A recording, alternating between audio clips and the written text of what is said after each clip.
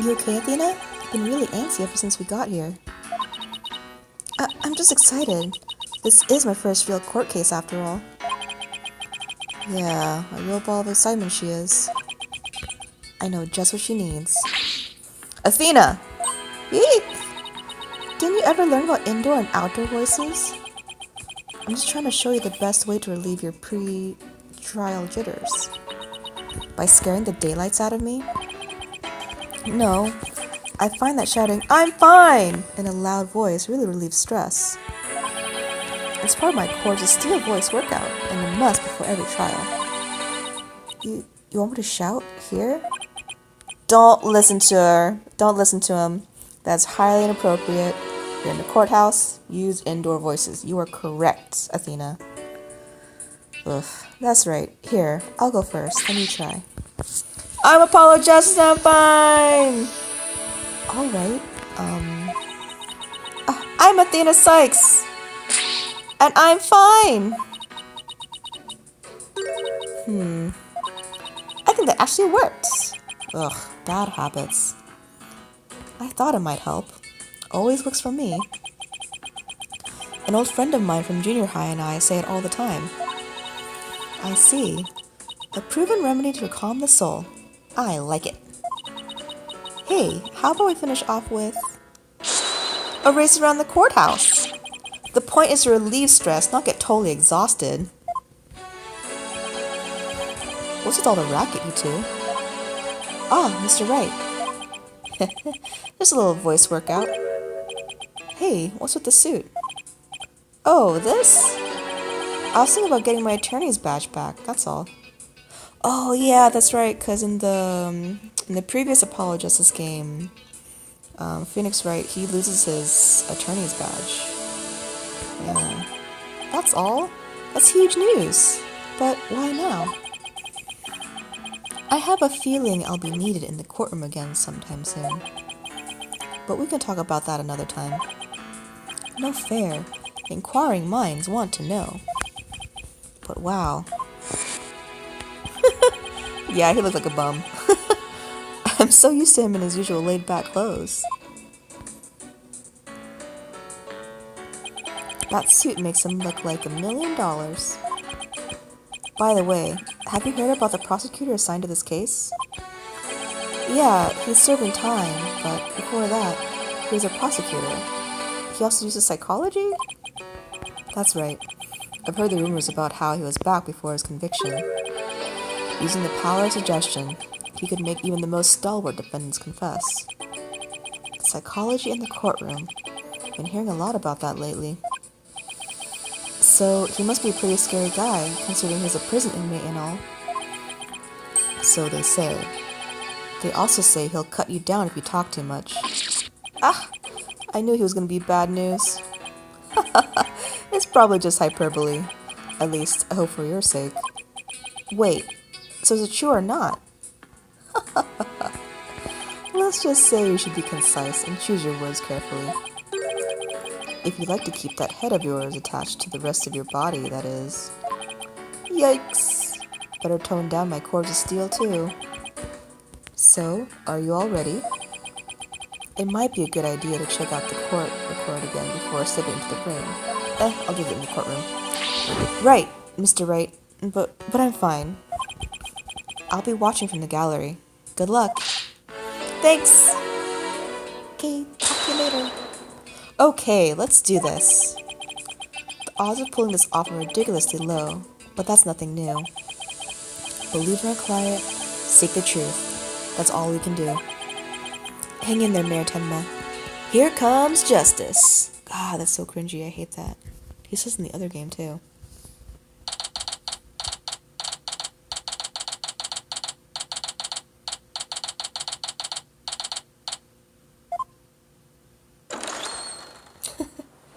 It's so cool how animated it is. I like it.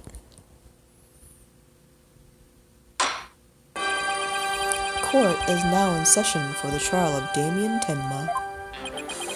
Apollo Justice, defense team leader, is ready, Your Honor. I'd know that big booming voice anywhere. As chipper as ever, Mr. Justice? But who is the young lady next to you? I'm Athena Sykes, Mr. Justice's junior partner and fresh out of law school. Well now, full of beans too, eh? Excellent. Makes an old man feel young again. Now for the prosecution. It appears the prosecution is not ready yet. Never fear, for I shall explain. It's just a minor procedural complication, Your Honor. The prosecutor for this case is being escorted from prison as we speak. Prison? Oh yes, of course. I almost forgot that he is currently serving time.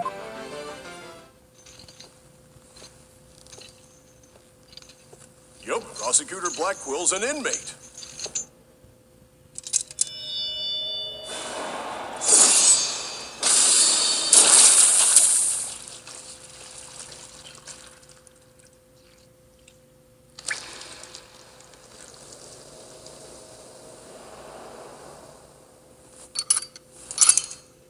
But even a convicted murderer still got a job to do and duties to perform.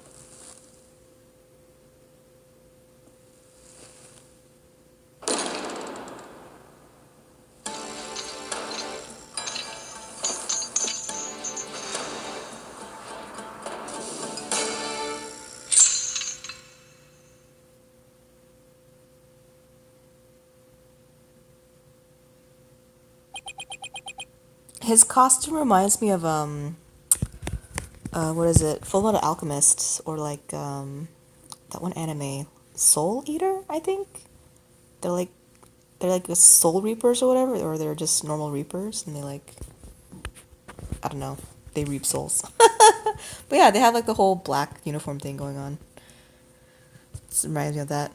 And he has weird hair. And actually, that Soul Reaper anime, Soul Eater, whatever, I forget.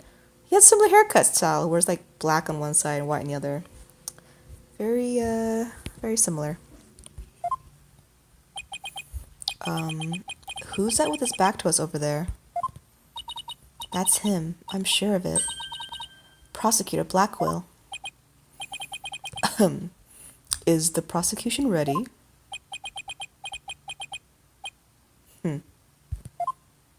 What's that in his mouth? A lollipop? Popsicle? Oh, it's a feather. Because his name is Quill. So it's a quill in his mouth. Enough jabbering. Get on with it already. Oh, of course. Forgive me. Ugh, why are all the people related to this case so scary? Very well, Prosecutor Blackwell. Your opening statement. Ah, what's the matter? Must we continue to fritter away time like this? It is all right there in the indictment. An opening statement would be pointless. Pointless? Oh, well. Looks like the cat, or in this case, the prosecutor, has a judge's tongue. But we need an opening statement as an overview of the case at hand. Well then, your baldness, if it's so very important, why don't you do the honors? Who, me? There's a term for people who whine and fuss about how they need silly, useless things. And then they decide they no longer want them once it's theirs. A selfish old fool. Huh? Wait, was that the prosecution's opening statement?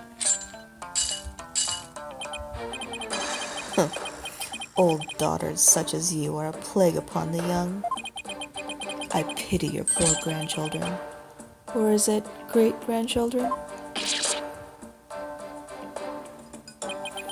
All these years, I thought the opening statement was the prosecutor's job.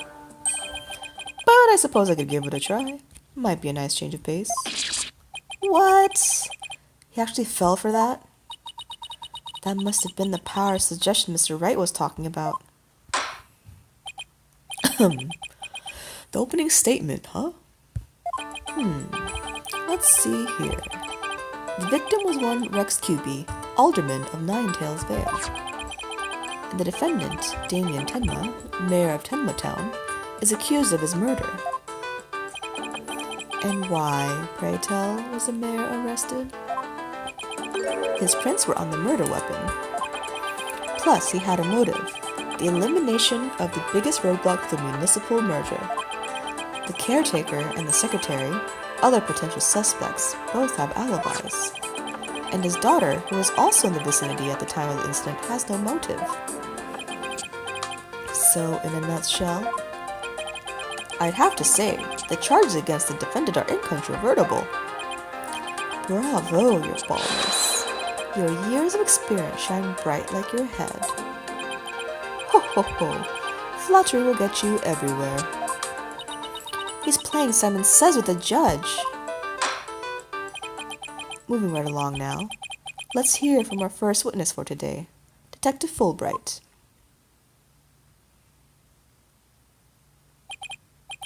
Witness, please state your name and occupation. I am the detective assigned to this case, Bobby Fulbright. Oh. I don't know if I said this before, but the name Bobby is like British for police. So like, you know how earlier I was doing like a British accent for him, right? This is actually kind of funny that that's the coincidence. Or maybe that's the reason why I gave him a British accent in the first place, because his first name was Bobby. I don't remember. I haven't played in a while.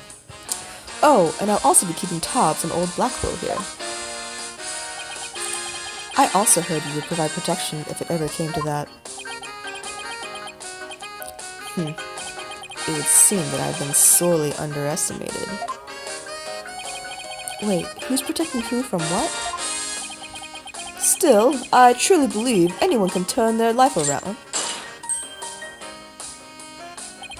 Fulbright. Save your platitudes for funerals. Get on with your statement. Ha ha ha, that's the spirit. Justice must be swift and true. I see it in your eyes. There is hope for your rehabilitation and return to society. I will never give up on you. Prosecutor Blackwell doesn't seem to intimidate Detective Fulbright. Well, you know what they say, ignorance is bliss. What's this gonna say before? Background? Yeah. See, so Fulbright and I have like similar ideas about like the prison system. Like once you're a convict, like you're labeled a criminal for the rest of your life. It's really hard for criminals to get a job. And so then like what choice do they have, right? They either, I think they deserve to get another chance to like work in society. If prison is supposed to be like a way for prisoners to learn the lesson, like it's not. It's being treated as punishment, and then after they get out of prison, they just continue to be punished because no one wants to hire them. So how can they return to society if no one's letting them be a working member of society? You know what I mean? So they just go back to, going into crime because that's the only place that'll accept them, or for them to even survive as humans, right? Because they need to eat, they need money, and no working place will hire them. Anyway, well, you know what they say, ignorance is bliss. Oh, so that's why Detective Fulbright was assigned to Blackwell. He's so oblivious. Now, let's have your first statement, Detective Fulbright. You got it! But first, I'd like to say to the defense that justice will ultimately prevail.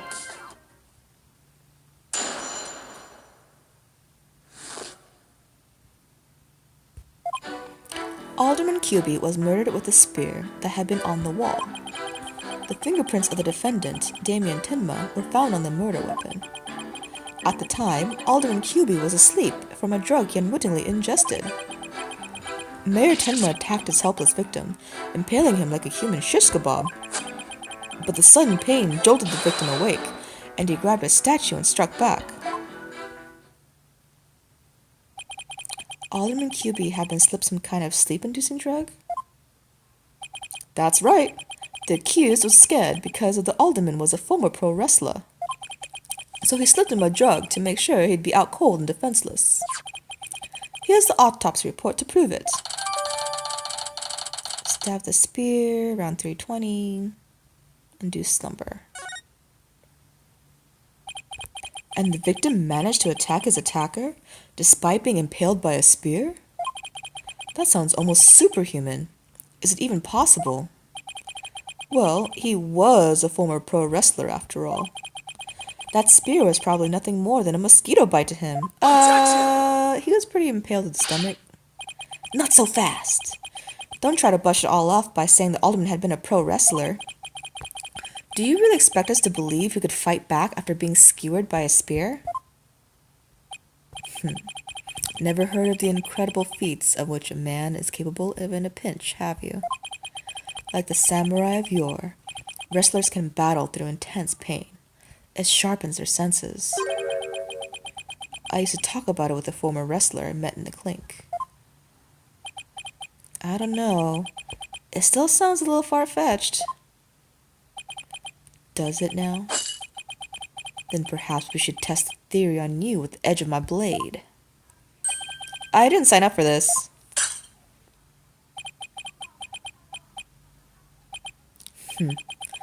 And so your life is spared. For now. Please let those shackles be made of titanium. I don't want to die. Ha ha! My investigations are as thorough as they are foolproof, or my name isn't Fulbright. I vow to resign immediately if I ever make a false arrest.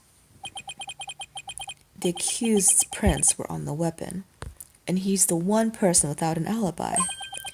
Quite decisive evidence. Wouldn't you agree, your baldness? The defendant is sounding guiltier by the minute. He has the judge leaning toward a guilty verdict, and the trial's just barely begun. What's more, a curious rumor about the accused is making the rounds. They say he seeks the merger for the purpose of freeing Tenmataro from his imprisonment. Truth be told, I can think of no real reason to show interest in that backwoods bird. Perhaps he's a complete nutter and really does seek to release an imaginary demon. Either way, he is raving mad and more than capable of murdering the alderman. That mare's a strange one, all right.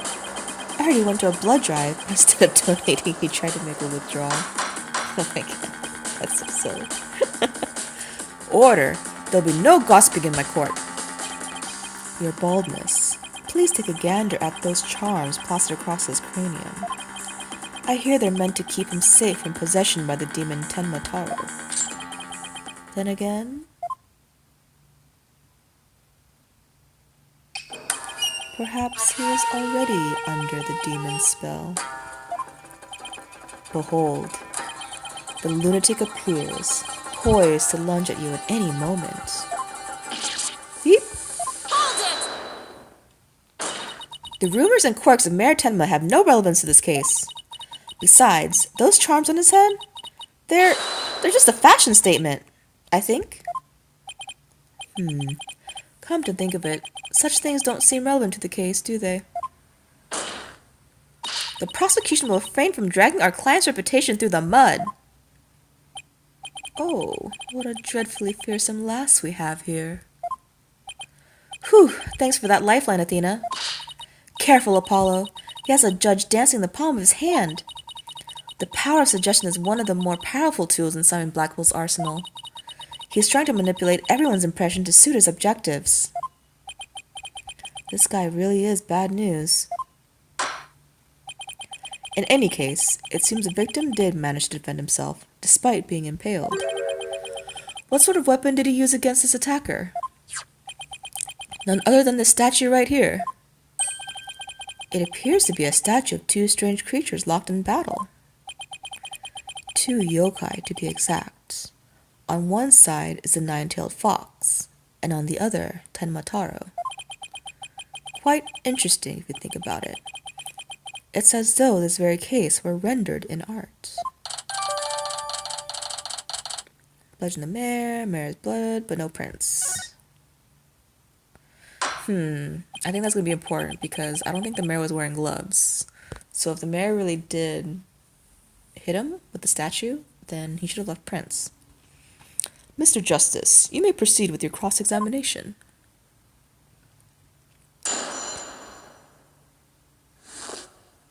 About the murder. He was murdered with a spear. Hold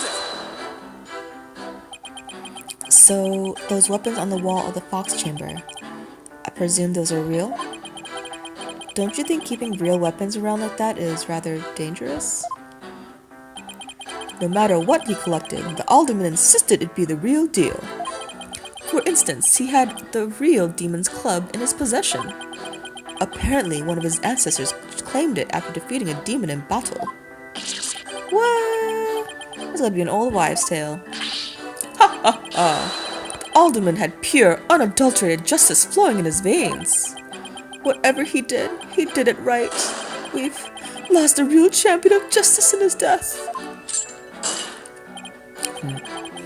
Nothing but claptrap and balderdash, if you ask me. Now stop your bleeding and tell us about the weapon. Your wish is my command. Fingerprints. Weapon. It doesn't make sense if you think about it. Prints could be easily wiped off. You do have a point there. I'd venture to say he did not wipe off the prints because he could not. What do you mean?